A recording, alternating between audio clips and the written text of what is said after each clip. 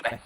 ठीक है। और अगर आप इलेक्ट्रोस्टैटिक्स को कंसीडर कर लें तो देखिए इलेक्ट्रिक की 4 नंबर की क्वेश्चन बहुत इंपॉर्टेंट है, ठीक है। फंक्शन आपको भी होता है, कंसेप्ट आपको यहां जानना है। तो mass density of the planet of radius r varies with distance r angular figure. जो आपका प्लैनेट है उसका जो मास डेंसिटी है ये डिस्टेंस के साथ जैसे जैसे आप दूर जा रहे हैं वेरी कर रहा है, तो ग्रेविटेशनल फील्ड मैक्सिमम है, आपकी ग्रेविटेशनल फील्ड वहां पर मैक्सिमम होगी। आइए जरा इस बात करते हैं। मान लीजिए आपका कोई भी प्लैनेट है, ठीक है, उसके अंदर पार्टिकल होंगे, ऐसे मैं पार्टिकल की बात यहां कर रहा हूं। इन्होंने क्या बोला है कि जैसे आप किसी भी आर डिस्टेंस पर जाते हैं तो डेंसिटी अलग अलग आती है, ठीक है। आर डिस्टेंस पर जाते हैं तो डेंसिटी अलग अलग आती है। अब ध्यान रखना, हमने ग्रेविटेशनल फील्ड में मैक्सिमम किस पॉइंट को दिया यार? सबसे पहली चीज है find gravitational field at any r, find gravitational field intensity at any r. किसी आर पे निकाल लो फिर मैक्सिमम निकाल लेंगे। सर इस पे ग्रेविटेशनल फील्ड इंटेंसिटी होगी क्या? ये होगी जी, जितना भी मास इनसाइड है डिवाइड बाय आर स्क्वायर, यही होगा,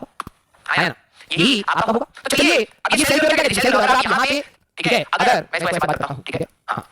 इसके अंदर सारा मास ये है भाई, सेल थ्योरी में जब बॉक्स में इनसाइड चार्ज होता है, सेल में इनसाइड मास होता है, अंदर सारा मास आप यहां डिवाइड बाय आर पे, तो उस पॉइंट की ग्रेविटेशनल इंटेंसिटी आएगी। सेकंड स्टेप होगा d i by d r को इक्वल टू 0 करेंगे, आपको सॉल्व कर लेंगे। कंसेप्ट आपका ये हुआ,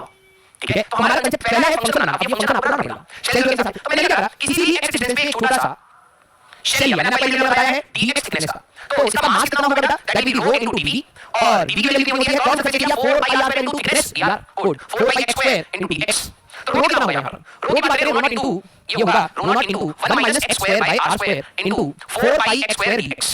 ये होगा, ये आपका dm आया। तो पहले इसके अंदर कितना मास है ये निकाल लिया जाए। तो आप m इनसाइड निकालेंगे तो इंटीग्रेशन ऑफ dm करेंगे, तो इंटीग्रेशन में आपका आ जाएगा 4 pi rho नॉट, कांस्टेंट लिखो, rho नॉट into 4 pi, और यहां हो जाएगा आपका x square minus x की power 4 by r square into dx।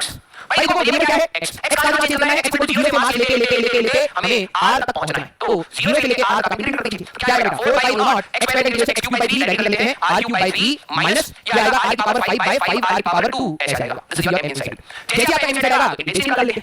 Intensity at any r, किसी भी r पर जो आपकी intensity I that will be g 4 pi rho not, ये आया था आपका r की power 3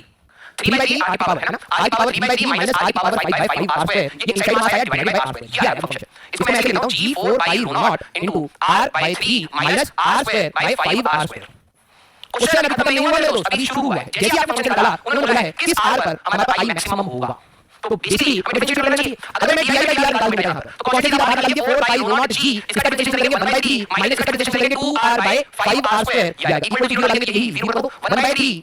is equal to 2r by 5 r square, आपका आएगा 5 by 6 का root that is equal to r, आपका आंसर होगा, ठीक है। चलो बच्चे करेंगे क्या? हमारे पास गलत नहीं है, अरे 6 होना चाहिए ना हमारे पास, ग्रेविटी की गड़बड़ क्या, रूट बाय 5 नहीं है हमारे पास। यहां पर इंटीग्रेशन अगर हम करें x square by 3 r cube by 3 और ये 5 आएगा, यस। और इसको अगर हम लोग डिफरेंशिएट करें तो r स्क्वायर कट गया और ये हो गया r, ये आपका 3 आएगा, है ना, ये आपका यहां पर लगी हुई r स्क्वायर करेंगे r के r क्यूब बचेगा, तो यहां पर आपका आएगा 3r स्क्वायर, है ना, डिफरेंशिएट करने के बाद, राइट। तो यहां पर इसको रखेंगे 1 by 3 equal to 3r square by 5r square, तो 5 by 9 का root that is into r that is equal to small r, ये आपका आंसर आ जाएगा। तो यहां पर अगर हम देखिए कौन सा ऑप्शन है हमारे पास, C option, that will be your answer. चले आगे, आपको तो खतरनाक वाली याद करने की आदत है क्योंकि बेसिक तो भाई सबको आता है, कुछ नया याद किया जाए, है ना। तो आपका कंप्लीट मान लीजिए इसका मास m है, रेडियस r। अब पोटेंशियल साइड का फॉर्मूला ही कई बच्चों को शायद याद नहीं होगा, gm हमारे पास 3r square minus r square divided by 2r cube, ये आपका इंटरनल पॉइंट के, किसी भी इंटरनल पॉइंट के ऊपर जो पोटेंशियल होता है वही है। और ये चीज आपके इलेक्ट्रोस्टैटिक्स में जाता है, मास की जगह पर हमारा चार्ज रहेगा, ठीक है, और g जगह पर क्या रहेगा। तो अगर मैं r की वैल्यू r/2 की बात करूं तो हमारे पास पोटेंशियल आपका कितना रहेगा 3g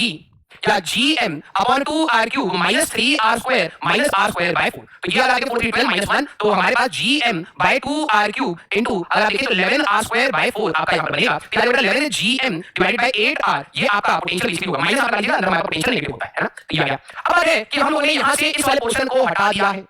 ठीक है, इस वाले पोर्शन को हटा दिया है, तो इसकी वजह से जो भी सेंटर पर पोटेंशियल होगा वो माइनस करो भाई। तो अब पहले इसका मास ही होगा भाई हमारे पास, ये स्फीयर ही रहेगा, तो यूनिटी मेथड आप देखेंगे तो इसका मास आ जाएगा m/8, ये पहले नंबर निकाला है, ठीक है, मास m/8 है। तो potential at centre of removed part, एक रिमूव्ड पार्ट जो है उसकी वजह से सेंटर पोटेंशियल कितना होता है, अगर आप यहीं पे r की वैल्यू 0 डाल देंगे तो सेंटर पोटेंशियल होगा -3gm डैश, m डैश को लेते बेटा, ठीक है, डिवाइडेड बाय हमारे पास 2r डैश का या फिर 2r है, इसका रेडियस कितना होगा r बाय ये रहेगा हमारे पास, ठीक है। अगर आपको याद हो 1.5 टाइम्स पोटेंशियल सरफेस होता है सेंटर पर, तो अगर आप देखिए यहां पर कितना आ जाएगा -3/2 इनटू g m/8, आपका ये आ गया इनटू r/2, आपका ये आ गया, ये आ जाएगा -3gm डिवाइडेड बाय 8r, आपका इस स्फीयर की वजह से अपने सेंटर पर पोटेंशियल को निकाल लिया, बड़े स्फीयर की वजह से r/2 डिस्टेंस पे पोटेंशियल को निकाल लिया। टोटल अगर आप बात करें टोटल पोटेंशियल जो अब बचेगा,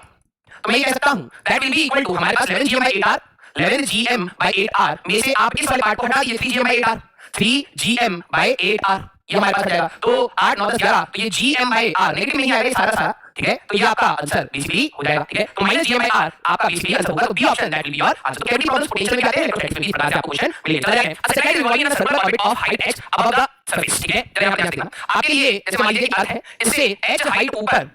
एक सैटेलाइट हमारे पास रिवॉल्व कर रही है, ठीक है। Such that h is very less than r, ठीक है। फिर r radius of the earth given that the effect of earth atmosphere can be neglected, the minimum increase in the speed required so that the satellite escape from the orbit, आगे escape from the अर्थ। ये सोचना बेटा कि अगर आपके लिए h is very less than r है, तो मैं कह सकता हूं वेलोसिटी ऑफ द हमारे पास सैटेलाइट तो ये ऑर्बिटल वेलोसिटी ही होगा। अब आपको याद ही नहीं होगा तो क्या होगा भाई, डिराइव करिएगा नेट फोर्स mv/r बराबर रखिए। और टू एस्केप एक सरफेस स्पेस से अगर आपको एस्केप कराना है तो आपकी एस्केप वेलोसिटी हमारे पास कितनी होगी, दैट इज अंडर में 2gm/r। ये आएगा। तो हमें कितना बोला कितना मिनिमम इंक्रीज हम कितना करें। अब ये पता कितनी है √gm/r, और अगर आप यहां पे देखें कि हमारे पास इंक्रीज हो गए, अगर √2gm/r होगी तो ये ऑर्बिट चला जाता। तो इंक्रीज की अगर मैं बात करूं तो हमारे पास इंक्रीज कितना होना चाहिए, तो वो √2gm/r minus √gm/r that will be √2 - 1 root में gm/r। ये आपका आंसर होना चाहिए। ग्रेविटी के टर्म में g वैल्यू आपके लिए gm/r² होती है या फिर gr² की वैल्यू gm है। तो हम लोग इसी के टर्म में रखें कि बेटा √2 - 1 और रूट के अंदर gr का रूट, ये आप सब्स्टिट्यूट कर लीजिएगा। तो बी ऑप्शन आपका यहां पर आंसर मिल जाएगा। चला जाएगा। अगर आप देखिए बात करना है, चला जाएगा। अगर क्वेश्चन ये बोला rocket has been launched from the surface from the earth in such a way that it never returns, मतलब ऐसे if the minimum energy limit the rocket launcher but should be the minimum energy that launcher should have if the same rocket should be launched from the surface of the moon। Okay, अब अगर आप देखना, अगर मैं अर्थ के case की बात करूं तो पहले तो इसकी डेफिनेशन आपके लिए इंपॉर्टेंट होनी चाहिए। अगर अर्थ के केस में हमारे पास कोई भी चीज है जिसको आपको इसकी फील्ड से बाहर निकालनी है, मान लो रखी जाए, तो फाइनल वेलोसिटी आप कितनी रखनी है 0, और फील्ड से बाहर जाए तो फाइनल पोटेंशियल एनर्जी भी आपकी कितनी हो जाएगी। यहां पर इसका मास m है, इसका मास कैपिटल M है, रेडियस आपका r है, तो इनिशियल पोटेंशियल एनर्जी आपकी हो जाएगी -gm/r, और काइनेटिक एनर्जी आपकी इनिशियल आपको जो भी देगी वही है E, है ना, वही है E। अब ये डेफिनेशन क्वेश्चन है, अगर देखिए initial energy total must equal to final energy होगा, तो ये kinetic plus potential initial must be equal to kinetic plus potential final होगा। तो काइनेटिक हमें जो भी एनर्जी दे रहे हैं -gm/r that must be equal to हमारे पास 0 + 0, क्योंकि वापस आए जस्ट जाके फील्ड से बाहर ये हो जाए तब ये हम कहेंगे, तो जो आपकी एनर्जी आएगी दैट विल बी gm/r।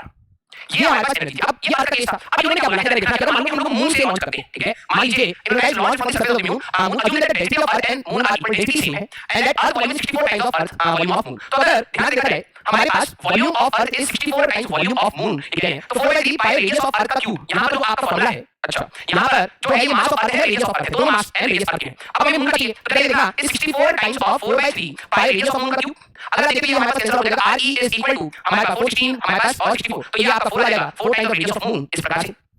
है ना हमारे पास। तो अब आप देखना density of moon is equal to density of earth दे दिया है, तो mass is equal to density into volume. अगर आप देखिए मास ऑफ अर्थ अगर हमारे पास रो इनटू 4/3 पाई re का क्यूब है, तो मास ऑफ मून कितना होगा बेटा, rho into 4/3 pi radius of moon का क्यूब, है ना। तो जरा अब हमें यहां पर इस क्वेश्चन को देखना कितने टाइम्स को देनी होगी। इन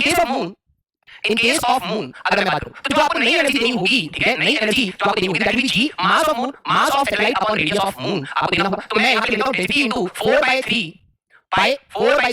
पाई रेडियस ऑफ मून का cube into m divided by radius of moon. तो जरा यहां पे ध्यान देना हमारे पास ये कट जाएगा 0.4π/3m रेडियस ऑफ मून का स्क्वायर, ये आपकी नई एनर्जी आएगी। और इसी को अगर आप इसके टर्म में रखेंगे तो ये भी ऐसे आएगा 0.4πn रेडियस ऑफ अर्थ का क्यूब डिवाइडेड बाय 3। तो आप दोनों का रेशियो लीजिए भाई, अगर आप e'/e निकालें, e'/e अगर आप निकालें तो आपका कितना आ जाएगा भाई, रेडियस ऑफ मून का square divided by radius of earth का स्क्वायर। अगर आप देखें तो ये रेडियस ऑफ मून का स्क्वायर इज हमारे पास 4 times 16 times of radius of moon का स्क्वायर, ये कट गया। तो e' is equal to e/16, आपको इतनी एनर्जी हमें सप्लाई करनी पड़ेगी, ठीक है। तो c option that will be your answer. चले जाएंगे, ठीक है। अगला question, two planet of have mass m and 16m and their radius are 8 and 2 respectively. The separation between the center of the planet is 10 a. The body of mass m is 5 from the surface of the larger planet towards the smaller planet along the line joining the centers. For the body to be able to reach the surface of the smaller planet, the minimum firing speed needed is, ये बहुत अच्छा question है। And ये जरा question देखते हैं 3 बार repeat होता है, 3 बार, ये नीट में भी आता है, ठीक है। जे में 2021 वैल्यू चेंज का कांसेप्ट वही है, ठीक है। और जे में 2020 अभी पहले नीट में भी आता है, जे में भी आता है, बहुत इंपॉर्टेंट क्वेश्चन है। वैल्यू डिफरेंट वाला आता है, क्वेश्चन लिखना क्या है। क्वेश्चन ये है कि हमारे पास 2 प्लैनेट्स हैं, ठीक है, हमारे पास 2 प्लैनेट्स हैं और ये एग्जाम में जाकर बिल्कुल आते हैं, ध्यान से करना, ठीक है। हमारे पास 2 प्लैनेट्स हैं और इनकी लाइन जॉइनिंग के सेंटर्स अगर मान लो कुछ ऐसे हैं, ठीक है। हमारे पास लाइन जॉइनिंग के सेंटर्स कुछ इस प्रकार से है, ठीक है। ये प्लैनेट हो गया और एक ये प्लैनेट हो गया, ओके। ध्यान रखना, बहुत अच्छा क्वेश्चन है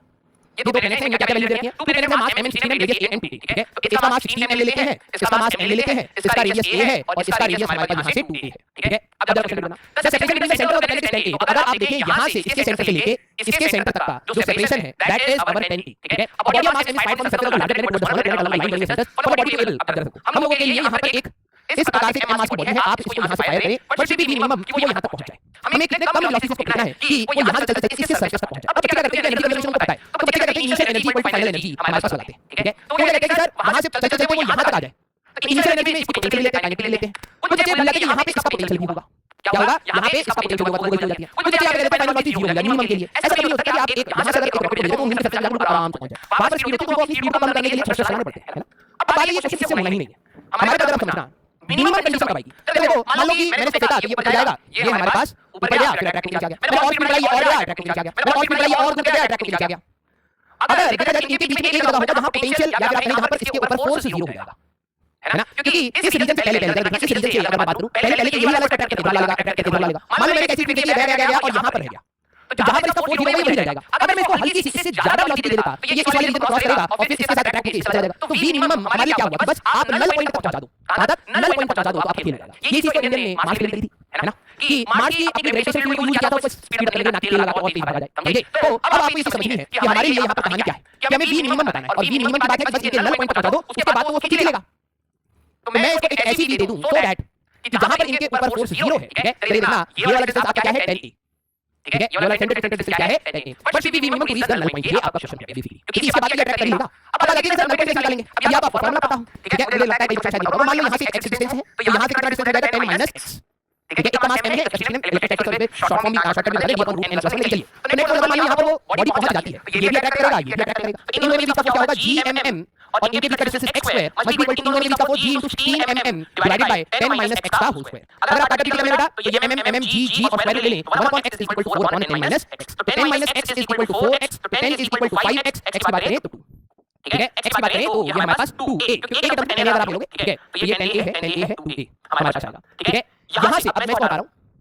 यहां से 2a डिस्टेंस पता चलने की सारी बात होगी बस हो गया क्वेश्चन अब इनिशियल एनर्जी और फाइनल एनर्जी को कर दीजिए इनिशियल एनर्जी एक प्रकार काइनेटिक की हाफ m v का स्क्वायर जो आप कह रहे हैं माइनस इसकी सर्कल का पोटेंशियल क्या होगा g * 16mm बाय इसका रेडियस 2a ये होगा भाई इसका पोटेंशियल यहां पर भी तो होगा जब देखना ये वाला डिस्टेंस हमारे पास सेंटर से सेंटर का डिस्टेंस कितना था 10a ठीक है अगर मैं इसमें से a यहां से हटा दूं a यहां से हटा दूं और या फिर पहले इसको देखो हमें सेंटर से डिस्टेंस चाहिए यहां से अगर आप 2a लेंथ अगर हटा दो तो ये सेंटर से कितना डिस्टेंस है ये 8a होगा सेंटर से तो जब आप पोटेंशियल लिखते थे सेंटर से ये वाला वैल्यू r मैटर करता था तब आप लिखते थे -gm याद करिए है ना तो सेंटर का डिस्टेंस आएगा 8 तो यहां पर आएगा -gmm बाय 8a आ गया इक्वल टू यहां पर ये जस्ट पहुंच जाए काइनेटिक एनर्जी हो लेकिन पोटेंशियल एनर्जी कितनी होगी -gmm बाय 2a इसकी आ गई डिस्टेंस और ये वाला r का डिस्टेंस है 8a है ना हमारे पास तो ये हमारे पास आएगा -g16mm बाय 8a अब आप यहां से v को सॉल्व कर लेंगे that will be your v minimum and same चीज आपकी इस क्वेश्चन में भी एप्लीकेबल ठीक है suppose two planet energy conservation लगाना है जरा ये समझना initial velocity vi is required to project a body vertically upward from the surface of the earth to reach a height of 10r अगर अर्थ का खुद का रेडियस r है आप एक बॉडी को v डैश या vi से फेंकें कि इसका देखो हाइट ऑफ 10r तो हाइट कितनी हो जाए हाइट ऑफ 10r हमारे पास बन जाए ये सेंटर ऑफ द अर्थ है क्या है सेंटर ऑफ अर्थ ठीक है फिर r is the radius of the earth may be described in terms of escape velocity तो escape velocity टर्म में हमें बताना value of x will be अब देखो कभी भी इस प्रकार का क्वेश्चन है तो एनर्जी कंजर्वेशन इन्होंने कहा कि 10r की हाइट हो जाए तो यहां पर आपकी फाइनल वेलोसिटी कितनी हो जाए 0 तो initial energy must be equal to final energy initial energy अगर मैं बात करूं हाफ m vi का स्क्वायर ये है यहां पर इसके पास पोटेंशियल एनर्जी होगी -gmm बाय r ये आ गया और जब ये टॉप यहां पर पहुंचेगा तो काइनेटिक एनर्जी होगी लेकिन पोटेंशियल एनर्जी कितनी हो जाए -gmm बाय डिस्टेंस कितना हो जाएगा 10r ये है r ये है 11r फ्रॉम द सेंटर ये हो जाए ठीक है तो ये वेलोसिटी हमें कितनी चाहिए होगी हमें उसको एस्केप वेलोसिटी के टर्म्स में यहां पर रखना है तो vi का square by 2 that will be equal to हमारे पास gm by r minus gm by 11r ये आया तो 11 - 1 10 gm बाय 11r आपका ये रहा एस्केप जो वेलोसिटी आपको चाहिए दैट इज अंडर रूट में 20 gm बाय 11 अंडर रूट में ये चाहिए ठीक है ये चाहिए ना हमारे 20 अंडर रूट में हां और r भी है अब इन्होंने कहा कि जो वेलोसिटी है वो इतने टाइम्स रूट ऑफ xy है तो एस्केप वेलोसिटी आपकी होती है अंडर रूट में 2 gm बाय r अगर मैं इसी फॉर्म में रखने की कोशिश करूं तो मैं इसका ऐसे लिख सकता हूं हमारे पास अंडर रूट में 10 * 11 ठीक है और अंडर रूट में 2 gm बाय r ऐसे लिखूं तो गलत तो नहीं है ना और यही आपकी एस्केप वेलोसिटी है तो ये हो जाएगा अंडर रूट में x * y एस्केप वेलोसिटी तो x की वैल्यू आपकी कितनी आ रही है 10 and that will be your answer तो इस प्रकार के क्वेश्चन आपके लिए बहुत इंपॉर्टेंट है और आई थिंक ये इसी एंड रेडियस ऑफ अर्थ नूरा ये ठीक है respectively centre r distance r तो minimum escape velocity for particle mass to be from the middle of these two masses अब ये पूरा आपका देखा जाए तो थ्योरेटिकल क्वेश्चन का जो आप डेरिवेशन स्कूल में करते हैं ना ये वैसे ही क्वेश्चन हो गया ठीक है सर डेरिवेशन मतलब अगर आपको डिराइव करना नहीं आता है तब तो बड़ी दिक्कत वाली बात हो जाएगी ठीक है अगर आपको डिराइव करना नहीं आता है तो बड़ी दिक्कत वाली बात क्यों जरा देखना इसका मास है m1 r1 ओ m मास m1 है रेडियस r1 है इसका मास m2 है रेडियस आपका r2 है ठीक है और इनके बीच का सेपरेशन r इन्होंने कहा है कि अगर मैं इनके बिल्कुल सेंटर पॉइंट से पार्टिकल को फेंकूं कि ये एस्केप कर जाए इसका मास मान लेते हैं m0 ठीक है तो ये एस्केप वेलोसिटी कितनी होगी ठीक है ये पूछा गया final minimum escape velocity for particle mass m to be projected from the middle of these two masses तो यहां पर ये m होगा तो भाई जरा आप ध्यान से देखो ये r मिड पॉइंट की अगर आप बात करो तो ये डिस्टेंस कितना होगा r/2 होगा और ये वाला कितना होगा r एस्केप वेलोसिटी कांसेप्ट क्या है कि आपकी फाइनल ये इन दोनों से ऐसी दूर चली जाए कि यहां पर ये बस रेस्ट कर दे दोनों की फील्ड से बाहर निकल जाए तो मैंने कहा initial energy must be equal to final energy तो इनिशियल एनर्जी में इसकी होगी -g mass of earth m1 ठीक है और divided by r/2 into m divided bye r/2 ये इनिशियल पोटेंशियल एनर्जी है मून की वजह से भी होगा -gm2 into m divided bye r/2 आपने काइनेटिक एनर्जी दे दी है ठीक है, एस्केप का स्क्वायर, और ये फाइनली इन दोनों की फील्ड से बाहर निकल जाए, ये सवाल है। तो अगर आप देखें तो हमारे लिए m इस प्रकार से हट जाएगा, ठीक है, तो याद आएगा आपका -2g/r कॉमन ले लेंगे तो m1 + m2 आपको याद आएगा, और याद आएगा -ve का स्क्वायर बाय 2, ये आएगा, है ना, क्योंकि ये 2 इधर है, 2g/r m1 + m2 माइनस तो आप उड़ा दीजिए, ठीक है, और 2 पे इधर जाएंगे तो एस्केप वेलोसिटी आपकी कितनी आ रही है बेटा, अंडर रूट में 4g m1 + m2 divide by r, ये आ रही है ना। तो जरा देखा जाए हमारे लिए 4g m1 + m2 divide by r, I think ये वाला आपका c option that will be your answer. तो कांसेप्ट वही है, इसकी वेलोसिटी निकाल कर देता हूं सो दैट आपको ये चीज समझ आ जाए कि जो भी प्लैनेट हमारे पास रिवॉल्व करता है तो that revolves in an elliptical orbit, ठीक है, ये हमारे पास इलिप्टिकल ऑर्बिट में रिवॉल्व करता है, और जो इसका सन प्रेजेंट होता है दैट इज एट दी, या जो भी सेंट्रल बॉडी जिसके अराउंड वो घूम रहा है वो उसके किसी भी फोकाई पर प्रेजेंट होती है, ठीक है। तो जरा मान लेते हैं कि हमारे पास ये r लेंथ था और पार्टिकल ये हल्का सा d थीटा बेसिकली हमारे पास रोटेट हो गया, तो ये वाला लेंथ आपका कितना हो जाएगा, r d थीटा। तो इसका अगर मैं एरिया निकालूं, एरियल वेलोसिटी क्या होता है, हवा में वेलोसिटी नहीं, areal velocity is rate of change of area, rate of change of area with respect to time, ये होता है। कई बच्चों लगता है हवा के अंदर जो वेलोसिटी है that is called areal velocity, ठीक है। तो जरा देखना इसका जो स्मॉल एरिया आएगा, एक ट्रायंगल फॉर्म में दिख रहा है, half into base into height, ये आ जाएगा r² d थीटा बाय 2 आ गया, ठीक है। अगर आपको एरियल वेलोसिटी की बात करनी थी तो dA/dt करना था, तो ये आपका आ जाएगा half r² d theta by dt, तो ये तो ओमेगा हो गया, और इसी में हम लोग अगर चालाकी करें कि m से मल्टीप्लाई डिवाइड कर लें तो आपको यहां पर क्या मिलेगा बेटा, mr² ओमेगा बाय 2m, ये आपका एंगुलर मोमेंटम है। ध्यान से देखना, आपका ग्रेविटेशनल फोर्स जो है, ग्रेविटेशनल फोर्स जो है, याद करो इसकी प्रॉपर्टी में बताया जाता था दिस इज सेंट्रल फोर्स, और line joining along the centres पर लगता है, और अगर ये सेंट्रल फोर्स है तो ये टॉर्क नहीं लगाएगा, टॉर्क नहीं लगाएगा तो आपका इनिशियल एंगुलर मोमेंटम और फाइनल एंगुलर मोमेंटम हमेशा कंजर्व रहेगा, तो ये तो कांस्टेंट हो गया, mass of the body constant है। तो कहने का मतलब एरियल वेलोसिटी ऑफ सैटेलाइट, या अगर आप बात करें कोई भी body that is always constant, तो areal velocity L by 2m, ये अब आप याद रखिएगा। और इस आती है देखो पोटेंशियल एनर्जी जो इनकी होती है सैटेलाइट की -gmm/r होती है, काइनेटिक एनर्जी अगर आप देखें तो gmm/2r होती है, और टोटल एनर्जी अगर आप देखें तो -gmm/2r आपको मिलती है। आपने शायद ये वाले ग्राफ भी देखे होंगे E वर्सेस R, तो काइनेटिक एनर्जी का ग्राफ यहाँ होता है, टोटल एनर्जी और पोटेंशियल एनर्जी का ग्राफ आपका यहाँ पर होता है इसी प्रकार से। Kinetic energy is directly proportional to mass of satellite, उस पर डिपेंड कर रहा है, divide by radius of satellite motion, ये है। तो अगर आपको चाहिए था रेशियो काइनेटिक एनर्जी TA/TB, अगर आपको चाहिए तो पहले वाले का मास m है, रेडियस आपका r है, दूसरे वाले का मास 2m है और रेडियस आपका 2r है। अगर आप देखें तो 1:1 का रेशियो आपका आएगा, A option that will be your answer. चला test particle moving in a circular orbit, इस वाले क्वेश्चन की बात मैंने आपको शायद वर्क पावर में बताई थी, 3 या 4 बार क्वेश्चन आ चुका है भाई, 2019 में आ गया है, ठीक है,